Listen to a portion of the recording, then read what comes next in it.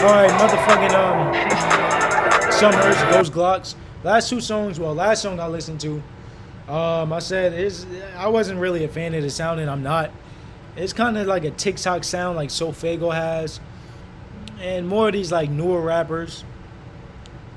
Honestly, I'm not really a fan of the sound, but I want to see what he got in this song, cause this shit hit 1 million views, and it came out 8 months ago. So it gotta be something worth listening to.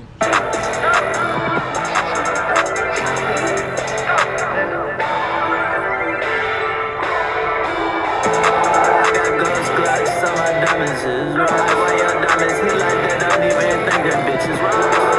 Come all the way to the top and then leave some climb to the top. Like fuck you, bitch, I'm loving you. You wish you was rich tonight.